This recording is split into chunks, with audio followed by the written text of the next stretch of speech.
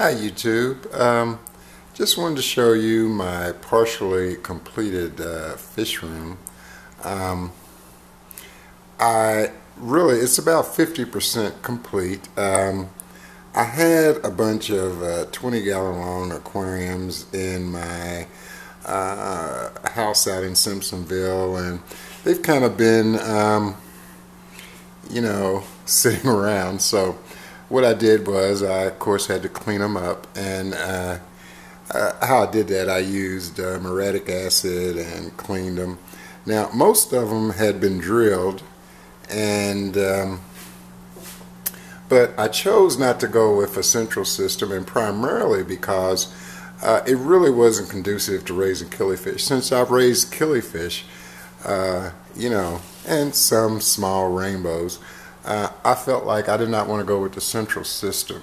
So essentially what I've done is I've used these little dual foam filters, and some of the tanks are running.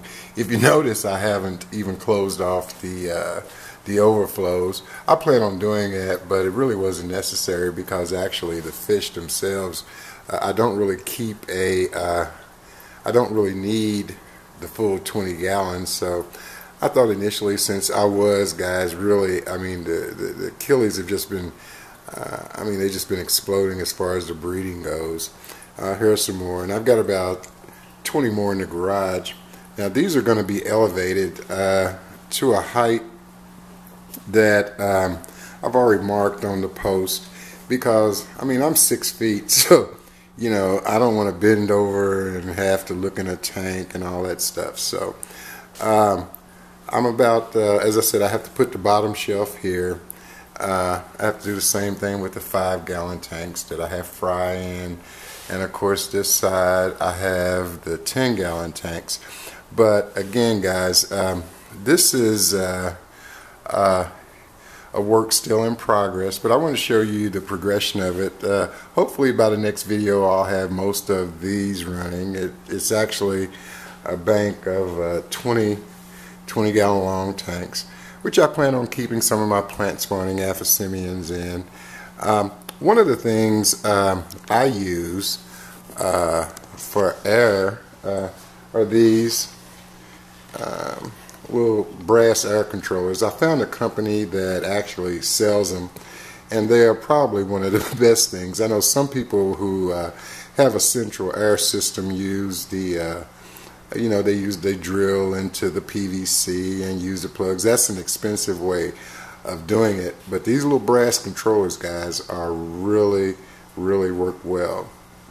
Now I had to upgrade the air system.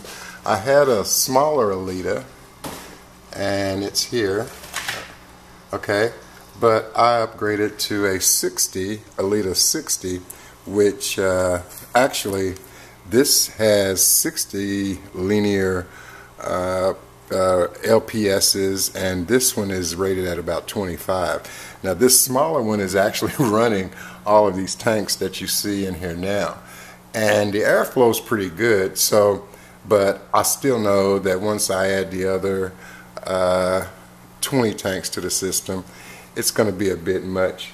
Now the room that they're in is kind of long and narrow, and which is fine. On the other half of the room, I'm going to have a little sitting area and a desk, of course.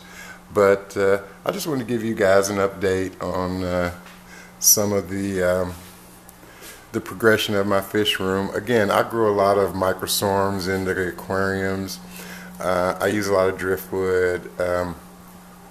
Most of the tanks on this side have South American annuals in them. I have some of my older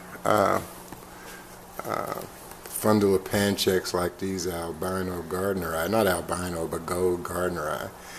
These are my breeders over here, and as you can see, they're pretty big, and these are some of my favorites, so.